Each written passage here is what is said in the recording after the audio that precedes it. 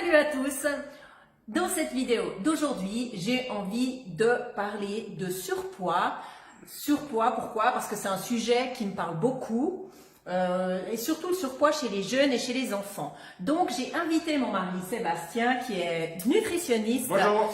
à partager cette vidéo avec moi. Alors c'est à mon tour. Je me présente, Sébastien Bartoulot, le mari de Cynthia. Donc c'est sympa de partager cette vidéo. Avec plaisir. On partage beaucoup de choses, mais très peu les vidéos. Donc du coup, c'est très cool. Alors, moi, mon histoire, elle commence quand j'étais petit, comme ça, vers, je pense, les 7 ans, 9 ans. Et dans ma famille, on m'appelait le gros. Voilà, c'était Sébastien, Sébastoche, la brioche, c'était moi. Et j'ai souffert de ça, bien évidemment, ce qui fait que je me suis mis à faire du sport et du sport. Ça a commencé par l'athlétisme, ensuite bien sûr de la boxe, ensuite de la musculation, etc. J'ai même monté mon propre fitness, je suis devenu nutritionniste. Et tout ça, ça découle très certainement de cette petite blessure qui était anodine comme ça pour moi, que je n'ai même pas remarqué, et qui a fait ce que je suis aujourd'hui. C'est très drôle que tu parles de blessure parce que moi, c'est vraiment un sujet duquel je suis très très sensible parce que quand j'étais plus jeune, et moi je parlerais plutôt de mon adolescence, j'ai toujours été un peu rondelette, déjà toute petite, j'allais à la plage et puis j'avais mes petits bourrelets sur le ventre et à l'école on m'appelait aussi la grosse. Mais à l'adolescence, en fait, j'étais tellement mal dans ma peau, j'avais pas ma place dans la société, j'avais pas beaucoup d'amis, je faisais jamais partie des clans et en fait, je me réfugiais dans la nourriture. Et quand je rentrais de l'école, je passais par la Migros pour aller m'acheter des paquets de chocolat, de bonbons, etc. Et je mangeais ça vite avant de rentrer à la maison. Et à la fin de mon adolescence, enfin vers 17, 18 ans, j'ai atteint les 80 kilos. Et là, j'étais vraiment mais plus du tout bien dans ma peau. Donc, je me réfugiais dans la nourriture pour retrouver du réconfort. Mais en fait, plus je faisais ça, plus je me sentais mal dans ma peau parce que bien sûr, plus je grossissais. Et oui, le fameux syndrome de je culpabilise après avoir, bien sûr, évidemment, lâché un petit peu la bride ou justement je me frustre. Je culpabilise et puis je débride. Enfin, Je me fais du bien avec un bout de chocolat ou une plaque. Et plus cette spirale, donc culpabilité, voilà, va tourner, plus on rentre dans ce schéma et c'est difficile de s'en sortir. Oui. Donc il est vrai que c'est des adolescents qui prennent du poids, c'est bel et bien évidemment quelque chose qui impacte sur leur santé, non pas seulement en termes de poids et de graisse corporelle, puisque la graisse, il faut savoir qu'elle est très bonne à la santé. On en a besoin pour fournir de l'énergie. Ces cellules en fait de graisse nous fournissent de l'énergie, fabriquent même certaines hormones, donc on en a besoin. Et bien évidemment, tous les problèmes se découlent au niveau des taux de sucre sanguin, des foie gras, des taux de graisse sanguine.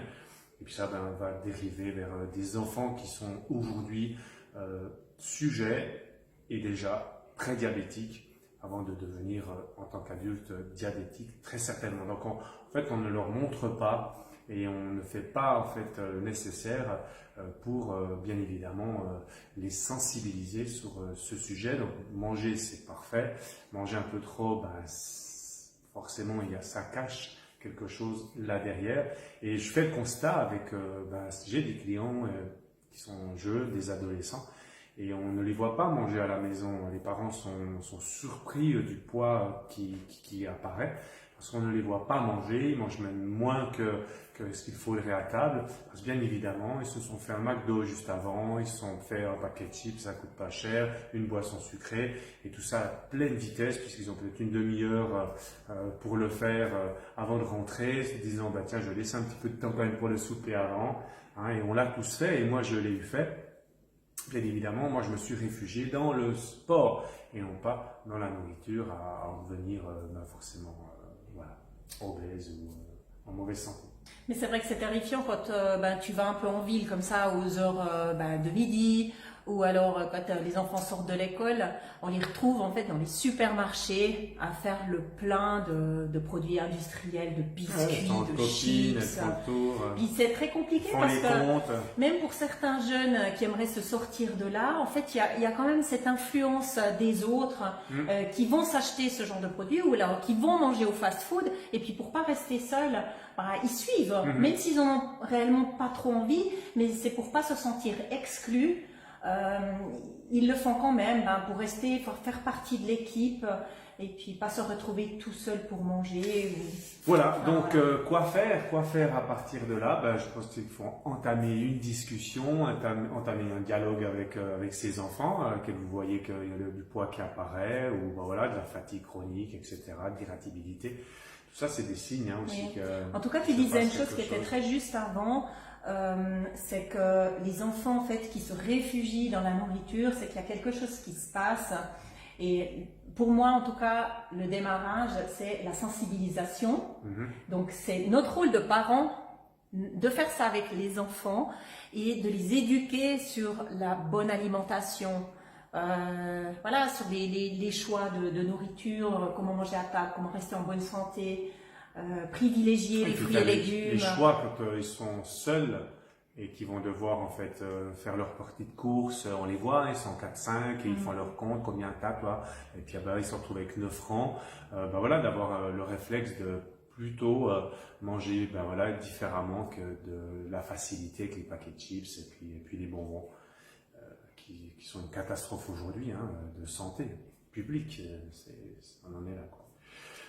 En tous les cas, si c'est le cas chez vous, je comprends vos angoisses, vos craintes pour votre adolescent. Forcément, en tant que parent, on se fait beaucoup de soucis quand on voit notre ado ou notre enfant grossir. Nous qui avons, en tout cas pour moi, qui était dans cette situation, je me rappelle que je me sentais pas bien, on bouge moins bien, on se fait critiquer par les autres, du coup il y a encore plus de frustration. Et la première chose qu'on peut faire en tant que parent, c'est pas les engueuler ou les priver de tout, c'est juste de comprendre en fait pourquoi ils se réfugient dans la nourriture. Et ça c'est un premier pas pour les aider à s'en sortir. Voilà, donc il va falloir creuser avec ses enfants, ne les laissez pas s'enfoncer ou être très triste ou mal comme moi je l'ai été, bien que je m'en suis très bien sorti. Voilà, l'entourage a fait aussi le nécessaire, bien évidemment, avec les moyens du moment.